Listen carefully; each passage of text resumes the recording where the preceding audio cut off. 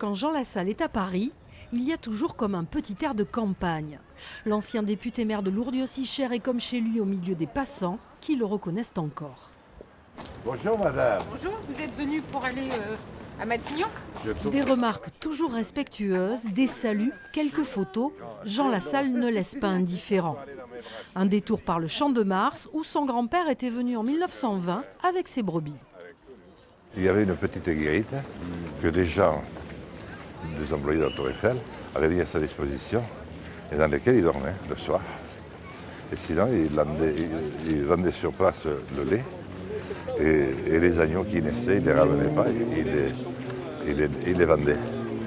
Et hier soir, le théâtre de la Tour Eiffel affichait complet pour entendre cette anecdote et bien d'autres pour la première parisienne de son spectacle. En un mot comme en mille. Paris, je t'aime, tu es ma seconde patrie. Jean Lassalle s'offre un nouveau défi, conquérir un public parisien réputé difficile. Ce soir, forcément, c'est un petit peu une nouvelle inconnue parce que c'est quand même Paris.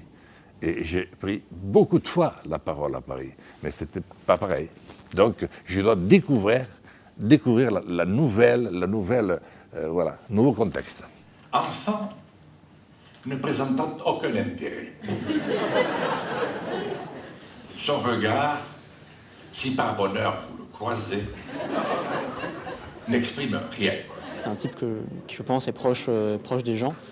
Et voilà, quand il a annoncé qu'il ferait un spectacle sur ses anecdotes en tant que maire, député, etc., je me suis dit, il y a moyen de bien rigoler. Très drôle, il se met un peu à l'aise au début, mais une fois qu'il est parti, on le retrouve, on ne saisit pas tous les mots, mais on comprend le sens. Et non, très très drôle, c'était très sympa. Un sécanto comme en Béarn, Jean Lassalle se produit au théâtre de la Tour Eiffel jusqu'au 9 novembre.